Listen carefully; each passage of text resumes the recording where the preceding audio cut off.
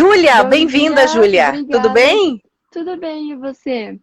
Tudo certo. Você está me ouvindo bem? Estamos Tô te tentando aqui ouvindo. com a Você tá me conexão. ouvindo? Estou te ouvindo também, tá? Que bom. Bom, no Brasil, a cada 45 minutos, uma pessoa comete suicídio. No Sim, mundo, há uma tentativa a cada 3 segundos. Tentativa. E a cada 40 segundos, alguém perde a vida. Nós estamos no mês de Setembro Amarelo, que é o mês de prevenção ao suicídio, uma data até feita pela Organização Mundial da Saúde, e tem muito tabu em torno disso, a gente precisa falar sobre esse assunto. E eu vou sim. conversar então agora, está com a gente aqui na live na Banda B, com transmissão simultânea também pela Rádio Banda B, a Júlia Mussac, que é uma escritora, que é também uma estudante de psicologia, tem 21 anos, e tem várias experiências, algumas traumáticas, mas também engrandecedoras, até pela superação. Bem-vinda aqui à Rádio Banda B e também ao Instagram. Bem-vinda, Muito Júlia. obrigada. Gostaria de agradecer primeiramente a oportunidade de estar participando aqui da rádio, enfim, da live, e eu espero agregar muita coisa com essa entrevista. Com certeza. Júlia, então vamos até para os ouvintes te conhecerem, para os internautas. Você teve uma experiência, uma adolescência bastante difícil. Você, com 15 anos, você acabou tentando cometer o suicídio 4 vezes. E hoje está aqui, com toda a coragem do mundo e superação, para falar sobre esse assunto. Vamos começar para entender o que aconteceu na tua adolescência, Júlia. Então, naquela época, eu acredito, para começar explicando sobre esse assunto, que é muito importante entender que a ideação suicida, ela é o último passo de uma pessoa, assim, é o quando o grito de socorro não foi ouvido. Então, depois de sentir muita dor por muito tempo, depois de agonizar, quando a pessoa já não aguenta mais, ela recorre ao suicídio, que muitas vezes pode parecer um alívio para uma pessoa que está sofrendo com a dor da alma, a dor invisível, como eu costumo dizer. E aos 15 anos, para mim, foi a gota d'água, porque eu sofria muito desde pequenininha com essa dor invisível que eu não conseguia explicar o que era. E eu carregava isso desde sempre, assim, e era uma coisa muito sofrida, porque é óbvio que a gente não espera que uma criança, por exemplo, sofra com algo desse tipo. Mas, infelizmente, é muito normal. E, como você disse, é necessário quebrar o tabu, falar sobre isso, porque quanto antes a gente percebe isso nas crianças, nos jovens e até mesmo nos adultos, né? Para procurar ajuda, a gente consegue evitar que chegue no extremo que é a ideação suicida. E eu, quando tinha 15 anos, estava assim no meu limite, e óbvio que eu não tinha muito controle dos meus pensamentos e tal, era um curso incontrolável, eu até escrevi isso no livro, que era um curso incontrolável de pensamentos e eu não tinha como parar e eu queria que parasse e era uma coisa insuportável. Como eu disse, né, a gente teve uma ligação antes de estarmos aqui nessa entrevista hoje, que era uma dor que me incendiava de dentro para fora e eu não sabia como fazer isso parar. Então, naquela época, eu achava que a saída que me aliviaria era o suicídio.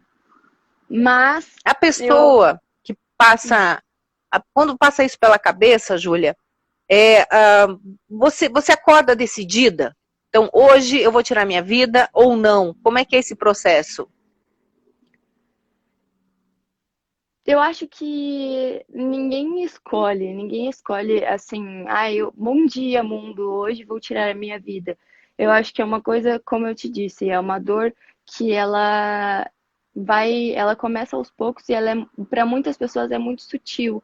Então, por exemplo, tem pessoas que estão convivendo normalmente em sociedade, saindo com os amigos e indo para a faculdade, para o trabalho, e em picos do dia, assim, em alguns horários, elas sentem essa dor e aos poucos ela vai gradativamente aumentando e sem perceber e assim, do nada, pode ser um gatilho qualquer que leva a pessoa a simplesmente pensar, não aguento mais, eu não consigo mais conviver com o meu próprio corpo.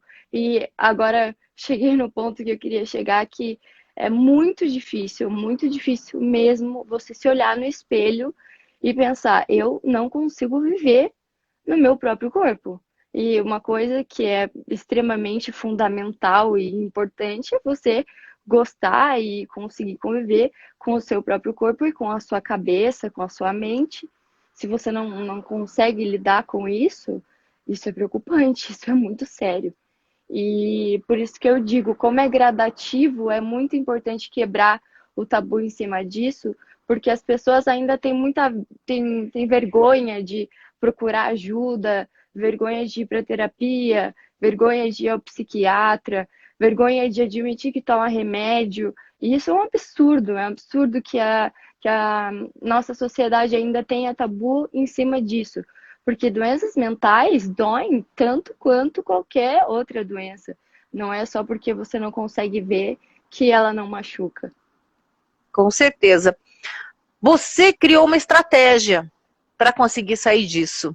Eu acho que a gente tem que destacar bastante aqui, porque talvez muitas pessoas estão nos ouvindo e possam estar passando por essa mesma dor, ou conviverem com pessoas na família que tenham também a mesma dor, se é que a gente consegue entender, porque tem muitos familiares também de pessoas que cometem o suicídio que falam, meu Deus, eu não notei, e se culpam, né? Como é que foi a saída? O que você criou de estratégia para conseguir superar todas essas tentativas quando você tinha 15 anos, de tirar a própria vida? Qual que é a saída, Júlia? Pelo menos a sua saída. Então, eu acho que a minha saída, digamos assim, óbvio que eu tive um acompanhamento extraordinário com profissionais maravilhosos, tanto o psiquiatra quanto eu tô clicando tanto na tela aqui porque ela fica apagando, tá? Não Tanto tem problema. com o psiquiatra quanto com a minha psicóloga, e isso me ajudou muito a entender melhor com o que eu estava lidando, com o que eu estava lidando. E o que isso significa? Significa que a importância de você se entender, de você entender o que acontece na sua cabeça, como você funciona, como funcionam as suas crises, como funcionam os teus gatilhos, entender os teus gatilhos, entender, que nem eu explico no livro, o teu monstro, porque no meu caso, eu sempre tive muita dificuldade de verbalizar e eu gostava muito de escrever. Então eu escrevi sobre o monstro, então eu entendi melhor o monstro, entendi melhor como ele me machucava, e como uma analogia, obviamente, e isso me fez sacar mais as minhas crises e entender como evitá-las, o que eu acho essencial. E a dica que eu dou para quem está me assistindo, por exemplo, que passa pelo mesmo que eu, porque eu não posso dizer que eu estou curada, eu posso dizer que eu estou num processo de cura. Eu é, tenho meus momentos, tenho minhas recaídas, mas eu aprendi a lidar e a conviver com o meu monstro. Acho que muitas pessoas que passam pelo mesmo que eu passo podem ter outras formas de lidar com o monstro delas, com os monstros delas, por exemplo, por meio de arte, esportes, sei lá, acho que cada um tem um jeito de extravasar, digamos assim, mas acho que terapia e acompanhamento médico é essencial. E família também, né? Tem gente que tem a questão da Família. espiritual também, que é importante, o apoio familiar, o apoio dos amigos. É preciso estar cercada, não é, Júlia? Cercada de Sim, carinho, de amor, não é? sim, sim, isso é essencial. Eu tive o apoio da minha família, acho que a missão deles quando eu tinha 15 anos e até hoje também é me manter viva e acreditando na minha capacidade, assim, porque Infelizmente, às vezes esses transtornos todos fazem com que a gente perca um pouco a luz. Então é muito bom a gente ter pessoas ao nosso redor que façam a gente acreditar de novo nessa luz, que ela existe independente dos nossos monstros. Então, eu acho que com certeza a família é essencial.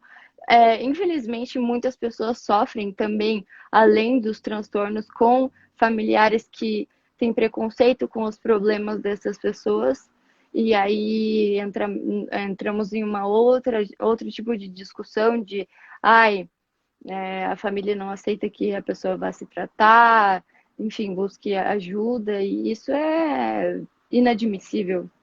Acredito que seja uma coisa extremamente complicada, mas que entramos de novo no que falamos no começo da entrevista, que é a quebra de tabu e como é necessária. Você coloca toda a sua experiência nesse livro, Eu e Meu Monstro, que está sendo lançado agora. Inclusive, daqui a pouco a gente vai... como é que é possível adquirir o livro, Júlia? Tá, o link ele tá no Mercado Livre, tá? Para quem quiser encomendar, ele tá no Mercado Livre. Eu tenho todas as informações dele no meu Instagram. O link da compra tá na bio do meu Instagram, mas ele tá pelo Mercado Livre e tá à venda pelo Mercado Livre e eu vou lançar o e-book em breve. Então, quem quiser saber as informações sobre isso, quem quiser acompanhar as lives que eu vou fazer sobre esse livro também, tá tudo no meu Instagram e é isso. Não sei Uhum. se vai aparecer Mas em algum eu queria lugar. também, Júlia, queria falar um pouquinho também, antes da a gente encerrar, a questão, a polêmica, eu queria saber a tua opinião. Tem gente que acha que uma pessoa que comete suicídio é covarde. E tem gente que acha que a pessoa é extremamente corajosa de fazer isso. Qual que é a tua opinião? Eu acho que são dois extremos, agora bem polêmico, são dois extremos, é o extremo de algumas religiões, óbvio que eu não vou generalizar, mas existem religiões que acreditam que quem comete suicídio deve passar por uma punição no possível inferno, enfim. E, na minha opinião, quem comete suicídio merece o acolhimento maior, assim, de qualquer Deus que possa existir, em qualquer religião, merece ser acolhido, porque é uma pessoa que estava sofrendo muito, muito, muito, muito, muito. Então, merece com certeza ser acolhido no céu. Então, eu acho que esse tipo de pensamento, quem pensa que, ai, o suicida deve ser punido, isso é inadmissível. Inadmissível. Eu acho que, no mínimo, a crença mínima é que quem cometeu o suicídio é uma pessoa que estava sentindo muita dor, uma dor que é equivalente a uma pessoa que estava sofrendo com um câncer, por exemplo, terminal, e essa pessoa precisava descansar.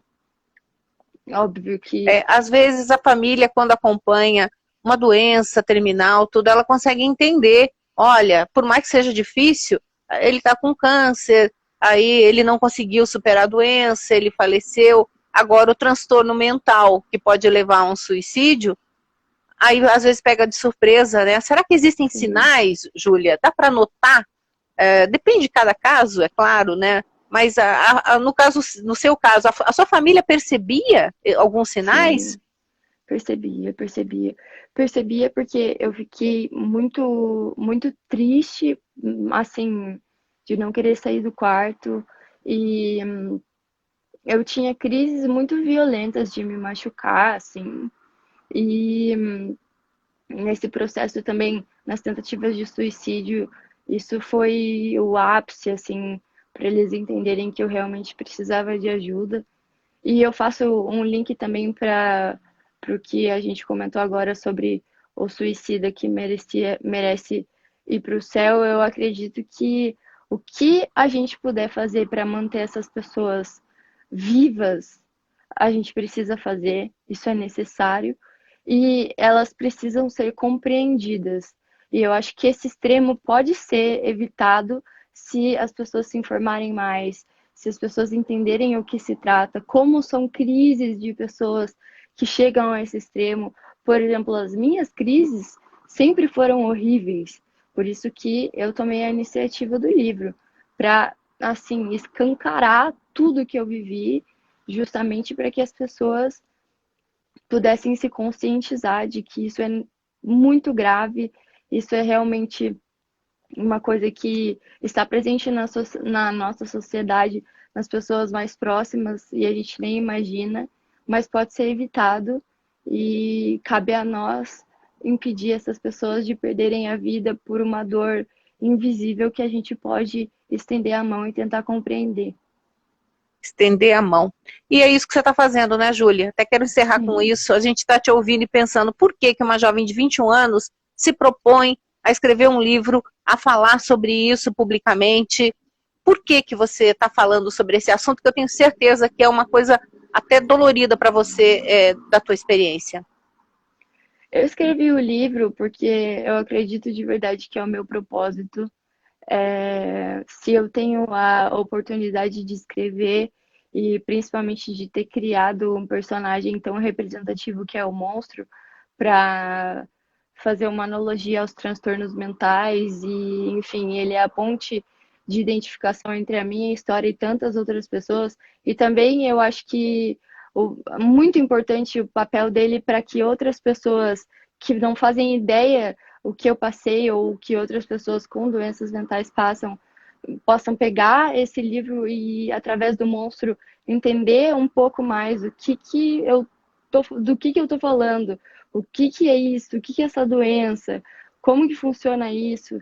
Então, o meu propósito com esse livro é conscientizar e criar pontes de identificação. Eu me sinto muito lisonjeada de ter esse propósito na Terra, assim, por assim dizer, e eu espero que esse livro tenha um alcance muito grande.